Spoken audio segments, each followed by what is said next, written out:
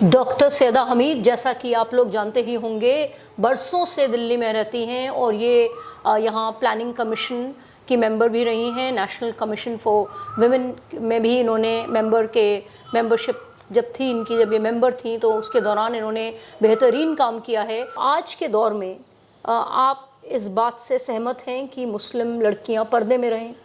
دیکھیے، ایسا ہے کہ اب مسلم مہیلاؤں کو، مسلم عورتوں کو، مسلم لڑکیوں کو، ان کو ایک آپ جنرلائز نہیں کر سکتے۔ جیسے کہ ہر کمیونٹی میں طرح طرح کے لوگ ہوتے ہیں اور طرح طرح کے نارمز ہوتے ہیں۔ اس لیے میں بھی ایک مسلمان عورت ہوں، میں بھی نماز پڑھتی ہوں، میں بھی رمضان آبزرو کرتی ہوں، بالکل، میں پردے میں نہیں ہوں۔ کبھی میری ماں پردے میں نہیں تھیں، پچھلی جنریشن کی بات کر رہی ہوں۔ تو یہ اٹس اے ویری ایک سوسائٹی کا ایک وہ ہے، part of social up bringing. تو آپ مسلمان عورتوں کو اتنا جنرلائز نہیں کر سکتے۔ جی، ہر طرح کے امپاورمنٹ ہے۔ اب مسلمان عورتوں نے، جب ہم نے ایک بڑی ایگزیبیشن کی تھی، مسلمان عورتیں جنہوں نے آزادی 1947 میں جنہوں نے بڑھ چڑھ کے حصہ لیا تھا، ایک مسلمان عورت نے انڈیا کا فلیگ ڈیزائن کیا تھا، اس کا نام تھا ثریا طیب جی۔ ایک مسلمان عورت، اس کا نام تھا طیبہ خطیب جنگ، اس نے پہلا اردو کا ناول 1905 میں ریفارمسٹ لکھا تھا، انوری بیگم۔ ایک مسلمان عورت، اس کا نام تھا شریفہ حامد علی، اس نے انڈیا کو 1950s میں یونائٹڈ نیشنز میں ریپرزینٹ کیا۔ ایسی عورتیں بھی ہیں، اور ایسی عورتیں بھی ہیں جو، جیسے آپ نے کہا کہ جو بالکل ٹرپل طلاق، پولیگیمی، حلالہ، چولہا، چار دیواری، اس میں ایک طرح سے اسٹیریو ٹپیکل ہو گئی ہیں۔ تو کوئی اسٹیریو ٹائپ نہیں آپ کہہ سکتی۔ ہم نے جس ذکر کیا آپ نے، جس رپورٹ کا، بے آوازوں کی آواز، وائس آف دا وائس لیس، ہم نے پورے دیش کا بھرمن کر کے مسلمان عورتوں سے بات کی، مگر ہم نے ان عورتوں سے بات کی جو بہت مارجنلائز تھیں۔ تو جو آپ نے دیش کا دورہ کیا تھا، مجھے یاد ہے اس ٹائم یہ رپورٹ بہت چرچا میں تھی۔ کتنا ٹائم لگا تھا آپ کو یہ پبلک ہیئرنگز کرنے میں؟ ہم نے 17-18 جگہ پبلک ہیئرنگز کی تھیں۔ ہمیں تقریباً اس میں 6 مہینے 8 مہینے لگ گئے تھے، کیونکہ ہم مسلسل کر رہے تھے یہ، کیونکہ ہمارے پاس ڈیڈ لائن تھی، میرا ٹرم ختم ہونے والا تھا 2000 میں، اس سے پہلے مجھے رپورٹ اپنی تیار کرنی تھی۔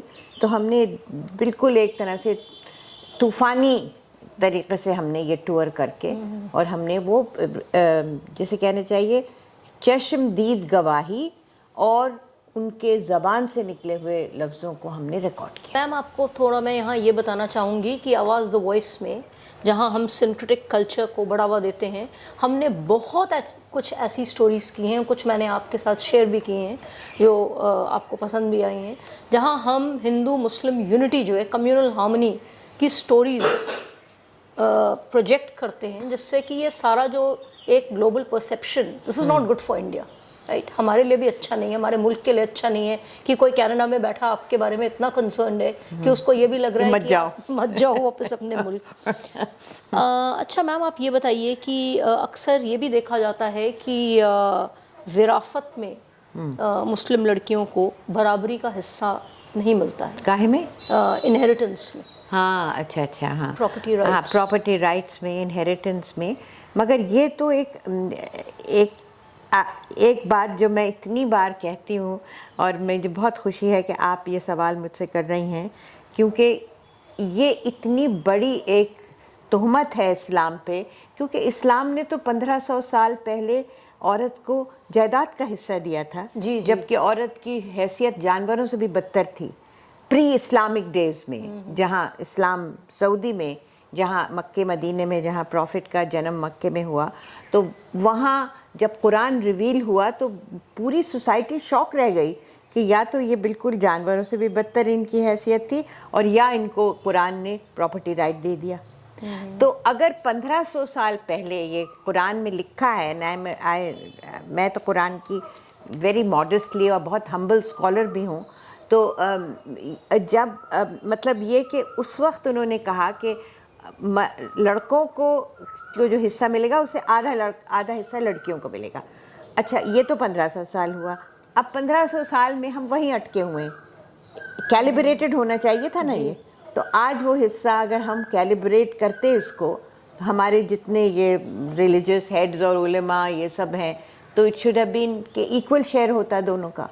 تو ایک طرح سے، اور جب یہ وین دس آیت یہ اتری کہ جس میں it's all revealed, Quran is a revealed book, آیت اتری کہ عورت کو جائیداد میں حصہ ہو، تو پورا معاشرہ، پوری سوسائٹی نے پروفٹ کے تو جان کے دشمن ہو گئے وہ، کہ کیسے یہ بات اس کو یہ پروپیگیٹ کر رہے ہیں. تو یہ جو آپ کا سوال ہے اس کا یہ ایک جواب ہے آن دا بیسس آف دا جو قرآن میں جو احکام آئے ہیں، جو حکم آئے ہیں اس کے حساب. پر اور ملکوں میں بھی ایسی سمسیاں آتی ہیں مسلم عورتوں کو، صرف انڈیا میں ہی نہیں. ایران کا حال دیکھ لیجیے، جو یہ تو سب جگہ، تو ہم اس کا قصوروار تو ہم ہی ہیں نا. جی. اس کی اور تو وی کان بلیم ہے، اور ہم اپنے ہی، ہمارا ہی اس میں گناہ تو ہمارا ہے.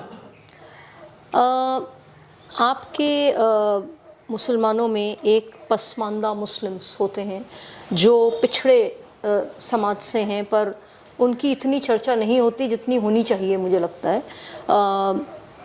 آپ کی رائے میں اس کے بارے میں کیا کیا جانا چاہیے کہ تھوڑا ان کے بارے میں ڈیبیٹ ہو، ڈسکشن ہو، ان کو مین سٹریم میں لایا جائے، اور کچھ ایک طرح کا نیشنل ڈیبیٹ ہو کہ جتنے جو پچھڑے طبقے کے مسلمان ہیں ان کو بھی وہی فیسلٹیز ملیں یا وہی رائٹس ملیں. اکثر میں نے یہ بھی دیکھا ہے سوشل سیکٹر کور کرتے ہوئے کہ سرکار لاس تو بہت بناتی ہے، جیسے فزیکلی چیلنج کے لیے ہمارے دیش میں 3% ریزرویشن ہے، بٹ ان لوگوں کو معلوم ہی نہیں ہوتا، جو ٹارگٹ بینیفیشریز ہیں انہی کو معلوم نہیں ہوتا کہ ان کے لیے کیا بینیفٹس ہیں، کیا رائٹس ہیں ان کی.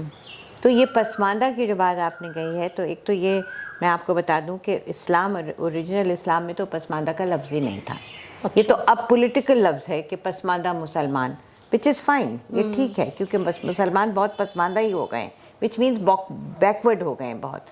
تو پہلے تو یہ تھا کہ چاہے وہ ایک غلام ہو اور چاہے وہ آقا ہو. آپ کو پتہ ہے ایک بہت فیمس شعر ہے، یاد رکھیے گا، کہ ایک بادشاہ تھا محمود اور ایک ایاز اس کا غلام تھا. تو شعر یہ ہے کہ ایک ہی صف میں، صف کہتے ہیں رو میں، ایک ہی صف میں کھڑے ہو گئے محمود و ایاز، نہ کوئی بندہ رہا اور نہ کوئی بندہ نواز. مطلب جب نماز ہے تو اس میں محمود اور ایاز ایک ہی رو میں کھڑے ہیں. This was the spirit of Islam. اب اس میں یہ ہے کہ ظاہر ہے مسلمانوں کے پسماندہ جو ایک لفظ نکلا ہے، یہ پچھلے میرے خیال میں 20 سالوں میں نکلا ہے. اسلام از 1500 ایئرز اولڈ. تو اس کو اٹس اے پولیٹیکلی کنٹرائیوڈ ورڈ، اور اگر اس میں مسلمان جو ایک طرح سے ونچت ہو گئے ہیں، اگر ان کو حق ملے تو دیٹس ویری گڈ. مگر اس کا بھی آپ نے بتایا کہ لوگوں کو پتہ ہی نہیں ہوتا. آپ کے ذہن میں اگر کوئی ایسے مدعے ہیں جن پہ آپ چرچا کرنا چاہتی ہیں یا جن پہ آپ اپنی رائے رکھنا چاہتی ہیں تو آپ ضرور رکھیے. میں نے ہم لوگوں نے، ہمارا ایک ادارہ ہے، ایک آرگنائزیشن ہے، وہ اب 21 سال پرانا ہے. اس کا نام ہے، آپ کو بھی پتہ ہے کیونکہ آپ سے ہمارا پرانا تعلق ہے، تو اس کا نام ہے مسلم ویمن فورم. تو مسلم ویمن فورم نے جو ابھی 20 سال کی جو ہسٹری ہے وہ تو آپ کو پتہ ہے، نہ میں اس کے بارے میں جاننا چاہ رہی ہوں. ہم نے 2 چیزیں کی ہیں. ہم نے ایک تو بہت بڑا ایک ایگزیبیشن کی، پورے انڈیا میں جگہ جگہ دکھائی گئی، جو میں نے اس کے بارے میں ذکر کیا، جہاں ان مسلمان عورتوں کا ذکر تھا کہ جنہوں نے آزادی کے جد و جہد میں اور اس کے بعد آزادی میں ری بلڈنگ، ہندوستان کو تعمیر کرنے میں جنہوں نے یوگدان دیا. اب ہم جو کرنے جا رہے ہیں، ابھی ہم نے اس میں کام کیا ہے، مگر وہ یہ ہے کہ مسلمان عورتیں پرفارمنگ آرٹس میں کتنا بڑا ان کا رول تھا. چاہے میں فلم میں، میوزک میں، اور فلم میں اسکرین پہ نہیں مگر پروڈیوسر، اسٹوڈیو اونرز، تو اس میں مسلمان عورتیں جو تھیں، اور بہت سے اس میں ہم نے 26 عورتوں کو لیا ہے، حالانکہ بہت زیادہ ہیں اس سے. تو جو اسٹوڈیو اونرز تھے، جو اسکرین پہ، جیسے ہم بیگم اختر کی بات کرتے ہیں جو کہ بہت بڑا ہستی ہیں، اور جو اسکرین پہ بھی آئیں، تو وہ ان مسلمان عورتوں کا جو ایک طرح سے پرفارمنگ آرٹس میں مسلمان عورتوں کا جو یوگدان ہے، اس پہ میں چاہتی ہوں کہ تو دیکھیں نا کہ مسلمان عورتیں صرف وہی نہیں ہیں کہ جو حجاب میں اور اپنی انگلیوں پہ وہ کیا کہتے ہیں وہ ووٹنگ کا سائن لگا کے بس ایک لائن میں کھڑی ہوئی ہیں، بس یہ اسٹیریو ٹائپ ہے. اس سے ہٹ کے اور مسلمان عورتوں کی طاقت اور قوت اور ان کی جو انہوں نے جو ملک کے لیے کیا ہے اور جو آرٹ کے لیے کیا ہے، چاہے وہ میوزک ہو، پوئٹری ہو، لٹریچر ہو، اس میں بہت بڑا رول ہے. تو اس کو ہمیں آگے لے کے جانا چاہیے. اور مجھے اس بات کی خوشی ہے کہ آپ اس چیز کو ایک مہم کی طرح آگے لے کے چل رہی ہیں. کچھ مسلم گھرانوں میں ایسا بھی دیکھا جاتا ہے کہ مینسٹرویشن کو لے کے بہت ٹیبوز ہوتے ہیں. اس کے بارے میں چونکہ آپ اتنے نزدیکی سے آپ نے مسلم عورتوں کے ساتھ کام کیا ہے، کچھ آپ بتانا چاہیں گے؟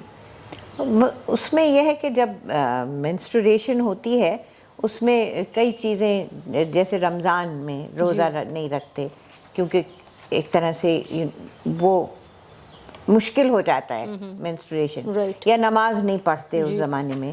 تو ان چیزوں کو لے کے تھوڑا سا یہ ہے کہ ماہواری، قرآن میں ماہواری کا ذکر ہے، ماہواری میں عورتوں کو ایگزمپٹ ہیں ان چیزوں سے. تو یہ اس طرح سے بھی کر سکتے ہیں کہ گندگی ہے، اور اس طرح سے بھی کہہ سکتے ہیں کہ تکلیف ہے، تھوڑی سی انکمفرٹ ہے، تو اس کو نظر انداز کر کے اینڈ یو جسٹ اس کو آپ اس پیریڈ کو چھوڑ کے اور پھر آپ یو کنٹینیو. تو اس طرح سے دیکھ سکتے ہیں. حجاب کے بارے میں آپ کی کیا رائے ہے؟ حجاب پبلک پلیسز میں، ایجوکیشنل انسٹیٹیوشنس میں بین ہونا چاہیے یا؟ میرا تو اس میں بہت، آپ میرے سے سہمت ہوں گی، میرا اس میں بہت سادہ خیال یہ ہے کہ یہ انسان کی اپنی مرضی پہ چھوڑ دینا چاہیے. اگر لڑکیاں حجاب پہننا چاہتی ہیں کوئی حرج نہیں ہے، نہیں پہننا چاہتی ہیں کوئی حرج نہیں ہے.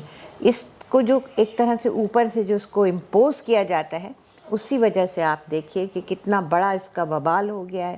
ایران میں مہسا امینی کے ساتھ کیا ہوا، پوری دنیا میں اس کی چرچا ہے. اور جو خواتین حجاب نہیں پہنتی اس پہ بھی کوئی اعتراض نہیں ہونا چاہیے. جیسے کئی ممالک میں اگر لڑکیاں حجاب نہیں پہنتی اس پہ زیادتیاں ہوتی ہیں. یہ بےحد غلط ہے. کیونکہ میں آپ کو بتاؤں، قرآن کا صرف ایک سینٹنس میں آپ کو بتاتی ہوں، اور اس کا مطلب ہے، عربی میں اس کو کہتے ہیں لا اکراہ فی الدین. لا مطلب نہیں، تو لا اکراہ فی الدین یعنی دین میں کوئی زبردستی نہیں ہے.